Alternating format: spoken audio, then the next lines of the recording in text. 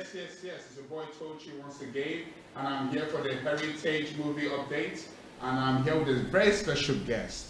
A guest that needs no introduction. I'm going to let her introduce herself. Introduce yourself, please. My name is Rhoda Wilson. I am the creative producer and one of the executive producer of Miracles of the Christmas Angels. Miracles of the Christmas Angels. It's a brand new film that came out a couple of weeks ago, I believe. Correct. Yes. And yes. So it's a program, like it's a movie that came out regarding angels of Christmas. And Christmas angels at Christmas. All the same thing, isn't it, guys? So okay, getting back into it now. The movie was made this year. Correct. It was. Okay, and I were there at the press conference, which was marvelous. Yes, it was fantastic. You missed it. You missed it, and the premiere was even better. Yes, so it was very good. It was actually great. It was well attended, and everybody came to support us. Different. I mean, not just the Nollywood crowd. It goes to show that Nollywood is growing. We had different people from different society that came to the movie premiere. So that was really exciting for us. Okay. And this is not your first movie, obviously, not? Well, it's not really my first production. I've done TV series. I did Housewives and Girlfriends. Yes. We did season 1 and season 2. And before that, I was a TV presenter for almost 8 years. Ooh, and after that, I did a documentary called The Nigerian American Dream. That was done in Atlanta and Lagos, and so that was that was good actually. How do you think about the transition from coming from in front of the screen to behind the screen? How's that transition for you? I actually prefer behind the screen. Less pressure. It's less pressure. And I remember when I was a TV presenter, it was such hard work. You have to remember what to ask people. You have to make sure that you don't repeat the same questions. So it's kind of a bit hard. But I like creating things. I think being behind the screen now, I kind of like it. But if I am thrown in front of the screen, it doesn't bother me. It doesn't faze me. So I can just, work with the camera. So yeah. What inspired you to go into that transition into making movies and making series and all that, creating? But I guess in all fairness, and I'll tell you the truth, people were doing a better presenting than I was. People were doing TV presenting was a lot more cheaper than the way I was doing it. When I was doing it, was very expensive. I mean, we had a studio, we were going for the big works. Then I discovered over a period of time, it was actually cheaper for people to just carry a camera and do a one-on-one interview. And also the people that were backing us at the time as well, they went through the Lehman Brothers crisis. There were so many financial crises at the time. So therefore they couldn't back us the way they used to back us. So I just thought, well, to be honest with you, there are people, they're more dynamic, the cost is better. And one of the issues is that when you're so used to expensive production, it's sometimes difficult to shrink, downsize. So for that reason, I could not get my head around it. And then I went through some difficulties. And after that, I just thought, no, I'll abandon the TV show. I'll just go behind the screen instead and create something. Okay. So does that mean that the TV show is now over? So you're not going to go back into TV? Or is that like you put it on the back burner for now? I've put it for the back burner for now. I mean, I try to do some of the high-profile interviews. That is the kind of interviews I want to do. I wouldn't mind doing. I try to do Good Luck Jonathan interview with him. I try to do the Impatience as well. I like the high-profile interviews. That is the kind of, because those ones I can really get the interviewee to come out and talk about things that probably a normal presenter may not be able to do that. I think I know how to interrogate them. If that's the word, I can interrogate them to tell me things without them knowing they're revealing things. So I can make them feel comfortable. So that kind of interviews I don't mind doing. Okay. So Miracles of Christmas Angels now. Talk about the cast. You've got Princess Abie. Yes. You've got Anthony Francis. I've got Nduka Francis. Nduka Francis. So sorry, my memory is so bad. You've got Charles Lawson as well. Yeah, I've got Charles. And I've got to say this properly. Sorry for Yoruba people. Moradun. No, I'm very honest, Moradun. That's the one. You see, my phone is now mixing too much. When I try to speak the Nigerian, it's like, okay. And it was a great cast because I was actually there for the premiere, and the cast did a very good job. Very good job. Thank you. The storyline, how did you come up with the storyline? Actually, I did a lot of research, and like anything else, I went through a difficult time. It was towards the beginning of April 2016, and during that time, one of the times as well, I was trying to expand. So it was a transitional period for me. I didn't know which direction to go. I've always done TV series. And I thought, oh, what would be the next step to go? Because I've done presenting, I've done documentary, I've done TV series. And I thought, well, a feature film would be a good next step. So if I have a good, well-rounded portfolio. So I started doing my research. And I thought, well, there's no movie during Christmas for Nollywood. So I thought, well, it'd be nice to do a Christmas movie. So I came up with Miracles of the Christmas Angels, because I thought about the angels on the Christmas tree. And then I went doing my research. I did a lot of reading, actually. And many of the characters, actually, Miracles of the Christmas Angels, are actually real characters. Not necessarily characters, they're the angels, they are actually real. The angels that actually exist. And so therefore you have the winter angels, you have the autumn angels, you have the financial angels, and you have the Christmas angels. And actually there are Christmas angels, believe it or not, they're actually Christmas angels. And they come during Christmas time. And they come during Christmas time because Christmas time is that extra special time, you know. People need extra special gift, you know. It can be very lonely as well during Christmas. So when you have Christmas angels, they bring the warmth, they bring presents, they bring joy, they bring so many wonderful feeling, you know, during that festive period. So I thought, well, Christmas angels is kind of a good way to go. So would you consider Santa as a Christmas angel? Santa Claus, that is. Santa Claus, I would say, is not so much an angel, but an angel is somebody that is kind of generous. So you could probably say that, in fairness, he is a Christmas angel. Actually, he is an angel because he drops presents for people and he gives out things. Why should you ask me a present about Christmas? Santa. Yes, it's actually an angel. You could kind of. Or a manifestation of the Christmas angel spirit. Is that what it is? That is probably what it is. Yes, that's what. It's mankind's way of, because we always find a way to explain the supernatural, don't we? So.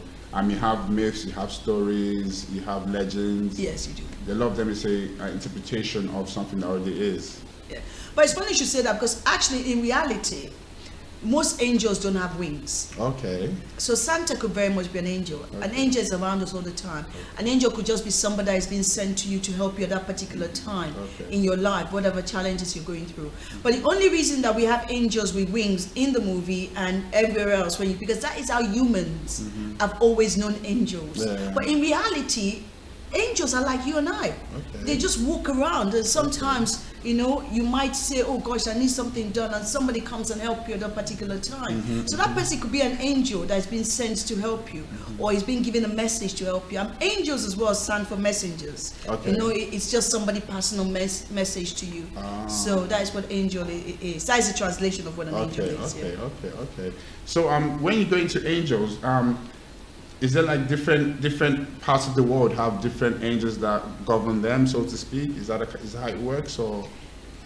Angels are like, it's not like we human beings. We have different rank. We have hierarchy. That is how angels are like. We have different angels hierarchy.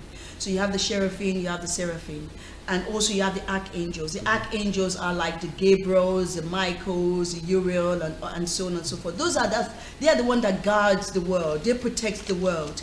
And so those, I would say, they're angels for each countries, but they're angels that protects different aspects of the society, and different aspects, not just society, but different problems of the world that the angels protect. Are there bad angels? Bad not in the sense of like evil, but do they bring bad tidings also? I haven't found any angels that bring bad tidings, but obviously those that know the story of Lucifer, he was one of an angel that was sent, you know, he misbehaved and he was sent down to earth. So you have that angels as well. But you have demons. Okay. So you have angels, you have demons. And one of the things I did when I was doing this storyline was I researched demons and I researched angels. What's the difference? Sorry. Well, demons have their evilness, whereby we classify as evil. They will do bad things, you know, to torment people, and you have the angels that comes to protect people. So demons, the way you can see them as darkness, and you see angels as light. That's probably the best way to describe them. I know, but depends on your belief. Some people think demons are great. Some people think, you know, depend on what it is. But demonic is kind of known as darkness, and then you have the angels that are known as light. That's a better way to explain. Is it like the yin and yang of life, where you need both the light angels and the dark angels in order for this to work, for the system to work?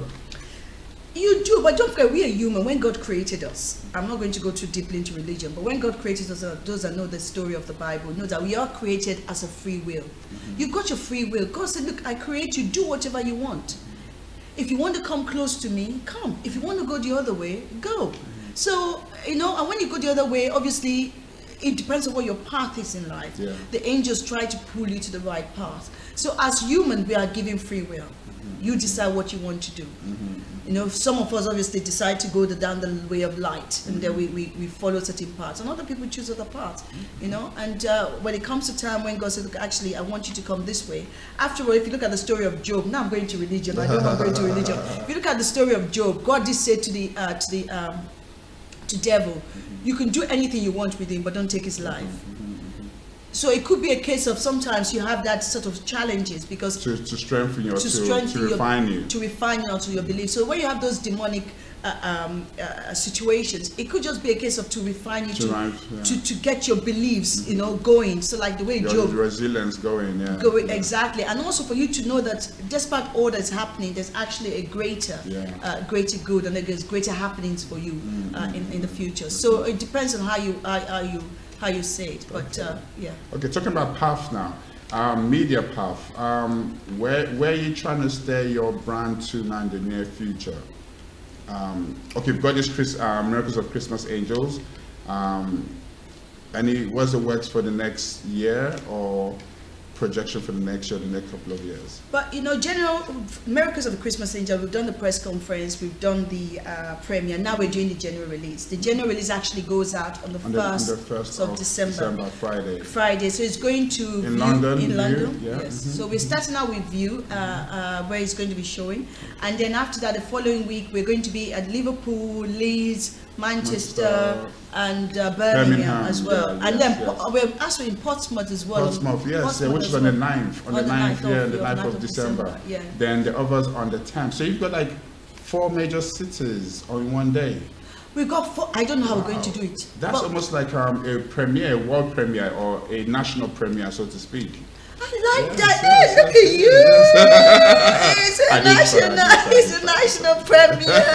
I like that. I did try. So it's a national premiere. National premiere. And all in the same, 4 cities or 5 cities in the same day. Yes. Wow, that's epic. That is epic, and I know. And we're trying to get cast different screening as well. So that is what we're trying to do. Okay. So the logistics at the moment is a bit challenging, but I think we might be able to do that because we're actually a big cast. I think there are 40 of us in total. So if no more. Yeah. And a lot of them have their wings. I don't know if you can show you pictures of the premiere, or you could check it online if you just research Angels of the Christmas. Miracles of the Christmas Angels. Sorry, I can never get it right.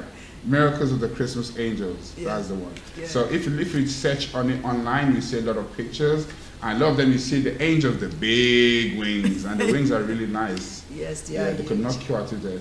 Yes, they can knock you out actually. So you're going to try and get as many casts to all the locations as possible? Yes, and we're back in London on the 18th, and then on the 24th, on the 26th as well. We'll be at Stratford and Stratford Picture House, and also we're going to be at Greenwich Picture House, and we're going to be at Crouch End as well. Because one of the things people have always said to me that, look, Rhoda, how come you guys in Nollywood only stay in London? Yeah. So for us, going to different cities is to expand Nollywood, and also not just go to our usual Greenwich Odeon. So we're kind of spreading ourselves out to other parts of London as well for people to appreciate the movie. And please do come and support us. You can get your tickets online at ourscreen.com.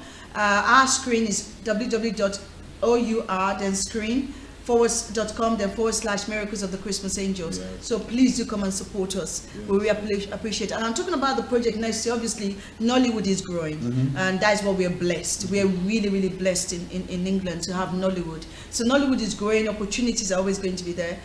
We look to do more movies next year. Miracles of the Christmas Angel 2. Part 2, yes. Part 2 is coming, and if you want to be one of our executive producers, please come. We want people to come and appreciate the movie. So yes, so please, so that's happening next year. And obviously there's workshops. I'm doing workshops next year. I'm doing so many things next year. So it's so exciting. Okay. So when you say workshop, is it like acting workshop or workshop in the movie production? Or the whole thing? Or the whole thing. On the 13th of January, you can go to Eventbrite and just look for Rhoda Wilson production workshop. That is a surgery. It's free. Okay. Anybody can come and talk to me about production. I could tell you about post-production, pre-production, and we actually have a wonderful studio here at the Heritage TV, whereby we can, you know, if people want to do things, they can come and talk to us, and we can see how we can grow and help those people to get to the next level. And then we have the acting workshop in 2 weeks after that. Okay. And then we have scripting workshop. We have so many other workshops that is coming up. So you can find those ones on Eventbrite as well, actually, because we really want to grow the industry, you know, and not so much grow it, but also support people. And we want to be a point of contact, like a one-stop shop for people to come to when they think of production. And they can always reach me if they want to, you know. Because sometimes people don't know what to do. They want to produce movie, they don't know how to do it, they want to do casting, they don't know how to do it. So my production surgery on the 13th of January is a good one to come to. And it's free, just come, it's 12 to 4, I think it is. Okay. And it's going to be here in Putney, so. Okay, cool. I don't know, so last question. Working with the cast, working on this production, what's the greatest single challenge you had? Cast, logistics, what's the greatest single? Money is always a challenge. Finance is always a big challenge for us. As an independent producer. Independent producer is a big challenge for us because we don't have the big budget. So you have to work sometimes from your own funds, or sometimes you have to get people to come on board to help you to invest. But that is only because Nollywood is still a growing industry. And one of the things I've heard from people that have spoken to the industry specialists is that in Nollywood currently we do not have data integrity. What that means is that we do not have a way of showing how well we're doing or how badly we're doing. So once we have that data, it's easy to then go to the likes of BFI, go to other industry funders and say, look, this is what is happening, this is how it's happening, could you help us to reach our next target? And you know, and it's going to change. I hope in the next 6 months to a year, it's going to definitely change. Definitely change. So that's one of the biggest challenges, but it is changing. Definitely. So once again, you've heard it from our special guest, the extraordinary Rhoda Wilson. I'm your boy Tochi for Heritage Movie Update. Thank you for watching, and God bless, and see you again soon.